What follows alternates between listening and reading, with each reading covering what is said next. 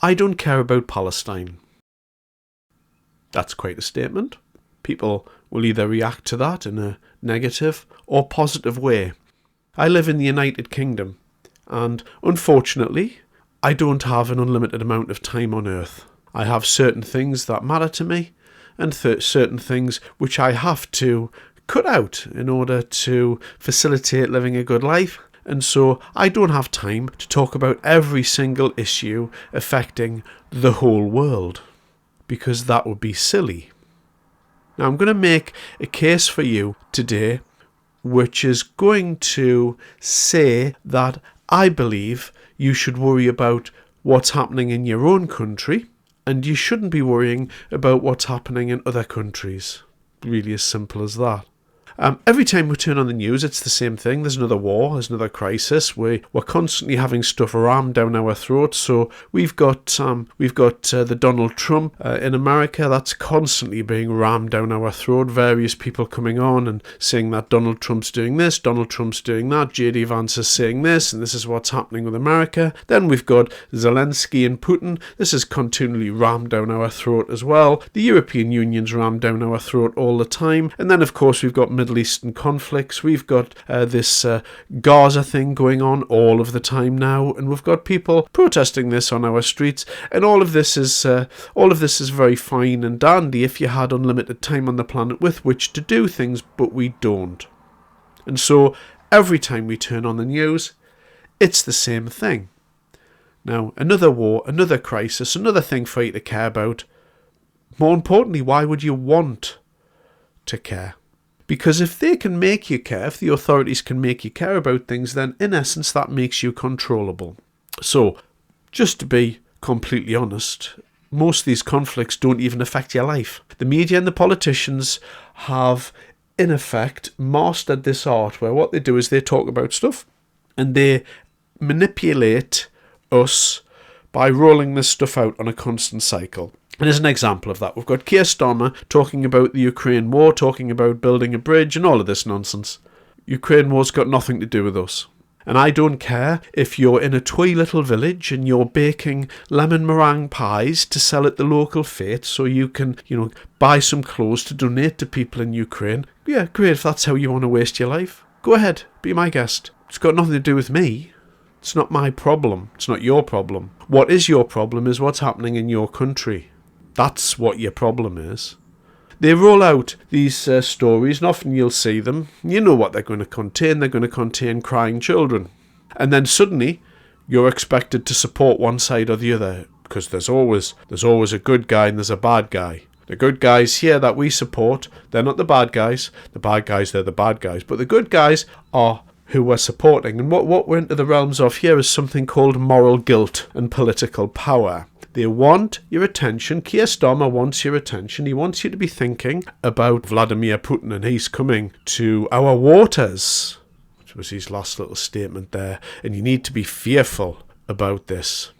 Meanwhile, we're struggling with high taxes, a crumbling NHS, what else can we choose from? How about skyrocketing energy bills? The thousands of other things. We've got homeless veterans on the streets, the crime crisis that's going on. There's a ton of stuff going on. But yet, we're told that we should be worrying about things on the other side of the globe. This is the most important thing.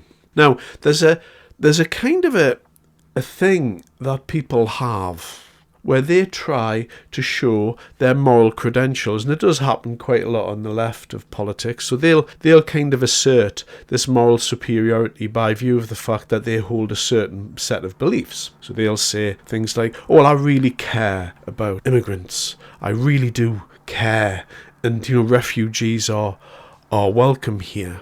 And that's a UK issue, and it's fine if that's what you wish to say. I've got no problem if that's what you believe. That's what you believe.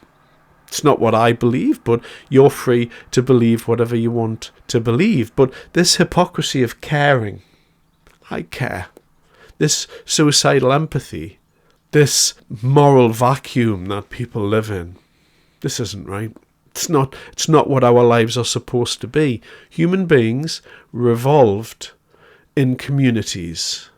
And these communities that we are evolved to live in, it's been looked at by psychologists, and psychologists said we were supposed to be living in communities of somewhere around 200 people.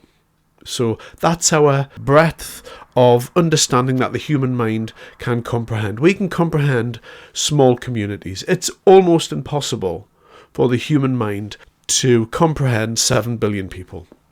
It's too big a number. You can't even hope to understand that number. It's too large. It's too many people. It's just too much. We can just about understand the issues in the United Kingdom. Never mind worrying about things that are thousands of miles away. But you have noticed, though, that your government, they only care about certain conflicts. So Keir Starmer is ultra concerned with what's happening in Ukraine. That seems to be the main issue. That's what he's concerned with. Other people, they're concerned with, this Gaza war. But the truth is, last week there were bodies being piled in the road in Syria. But that wasn't covered in any great depth in the news. It was covered a little bit. But primarily it wasn't covered because the week before, David Lammy had given the new authorities in Syria 50 million. So he'd given them £50 million. And what this new government did, they set about murdering Christians and other people of their own faith who had a different sect or something like that. I don't know what that was. I believe it was something to do with Alawites. Not that I'm that deeply connected with it. And of course, within the various religions, there's some sects which can't be tolerated and some sects which can. I don't know what they are, and I don't care, because it's happening on the other side of the world. I have no influence on anything that ever happens there. And so, if you were to have a look at what the hypocrisy of caring really is, it's just another form of control. And I can't even start talking about when celebrities get involved. When celebrities start talking about these issues that are happening in the world, this is just double switch off. I can't even think about that. As soon as just as a side note, whenever I see a politician on the television talking about stuff, that's one thing. But when you see a celebrity decide that this is an important issue for them and they start talking about it, then I make a mental note to never, ever, ever watch anything to do with that person ever again. What celebrities are, celebrities dance for money. So what they do is they come on the television and they perform, they'll sing, they'll act, they'll dance, and we throw money at them. And that's their purpose, to entertain. And then, of course, they start to believe their own hype, and then they'll come out and start talking to us about issues that they think we want to hear. Well, from that moment, I will never, ever, ever watch anything that ever goes on the television that you put out whatsoever, ever again. And that's quite a straightforward process to do that, because I'm not interested. So back to the task in hand here. What can you do? What are you able to affect around the world? What effect do your hashtags have on X? So you'll go on X and you'll post something and you'll say, I think this is disgusting that this person said this. I think that you should be thinking this. I think that it's really important that we understand the plight of the Palestinian people. Okay, is that it? What's that got to do with me? These thousands of people walking round our capital, these people filled with this suicidal empathy, what a waste of a life. If you're from the UK and you are walking round the streets of a country thousands of miles away from a conflict that's happening that you know nothing about really, then you're a fool. There's no other way to put it. You have no idea about that conflict. Here's an example of it. There were a lot of troubles in Ireland a few decades ago. Some of you may remember them, some of you may not. But regardless of anything else, the centre of those troubles in Ireland, those people had an in-depth knowledge of it. If you lived in Ireland, you had a really, really specific view of that conflict. Now, In England, we had a view of it. And so there were bombs going off in our country at the time, the IRA, etc. And we had a view of it. Now, the further you go out, the less people understand. And it's the same in Palestine. We don't know what's going on. And we're never going to know, because it's on the other side of the globe. You have no clue what's going on there. None. Very few people in the West do have a clue. But here's one thing that I do know. Since time immemorial, let's take a tribe of people. So you've got tribe A and you've got tribe B. So what happens?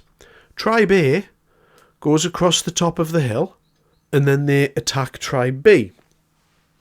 Tribe B attacks them, and this might go on for years or longer perhaps.